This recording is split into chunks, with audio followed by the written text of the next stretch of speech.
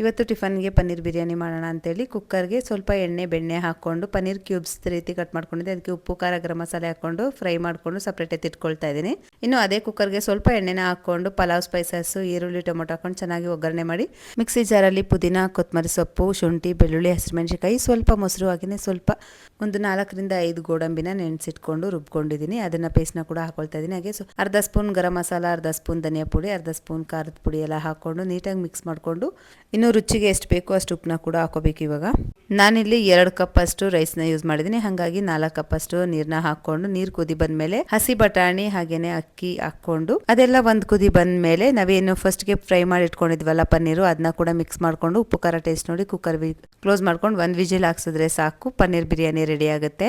ಇನ್ನು ರೈತ ಕೂಡ ಮಾಡ್ಕೊಂಡಿದ್ದೆ. ಹಾಗೇನೆ ಇವತ್ತು ನಮ್ಮ ಮಾವ ಸ್ವಲ್ಪ ಕಡಲೆಕಾಯಿನ ತಂದು ಕೊಟ್ಟಿದ್ರು ತೋಟದ್ದು ಅಂತೇಳಿ, ಕಡಲೆಕಾಯಿನ ಬೇಯಕ್ಕೆ ಇಟ್ಬಿಟ್ಟು ನನ್ನ ಮಕ್ಕಳಿಗೆ ಟಿಫನ್ ತಿನ್ಸ್ಬಿಡೋಣ ಅಂತೇಳಿ ಟಿಫನ್ ತಿನ್ನಿಸ್ತಾ ಇದ್ದೀನಿ. ಸೊ ಆ ಟೈಮಲ್ಲಿ ಈ ಕೆಲಸ ಕೂಡ ಆಗುತ್ತೆ ಅಂತೇಳಿ ಇನ್ನು ಮಕ್ಕಳೆಲ್ಲ ಸ್ಕೂಲಿಗೆ ಹೋದ್ಮೇಲೆ ನಾನು ಕೂಡ ಪಟಪಟ ಅಂತೇಳಿ ಫ್ರೆಶನ್ ಅಪ್ ಆಗಿ ಕಡಲೆಕಾಯಿ ಬೇಯಿಸಿದ್ನೆಲ್ಲ ಅದನ್ನ ಕೂಡ ಒಂದು ಬಾಕ್ಸ್ಗೆ ಹಾಕೊಂಡು ನಾನು ಟಿಫನ್ ಎಲ್ಲ ಮುಗಿಸ್ಕೊಂಡು ಶಾಪ್ ಕಡೆ ಹೋದೆ. ಸೊ ದಟ್ ಫ್ರೀ ಇದ್ದಾಗ ಶಾಪಲ್ಲಿ ತಿನ್ಕೊಬೋದು ಅಂತೇಳಿ. ಸೊ ನನ್ನ ಮೋಸ್ಟ್ ಆಫ್ ದ ಮಾರ್ನಿಂಗ್ಸ್ ಇದೇ ಥರನೇ ಇರುತ್ತೆ. Okay, thank you.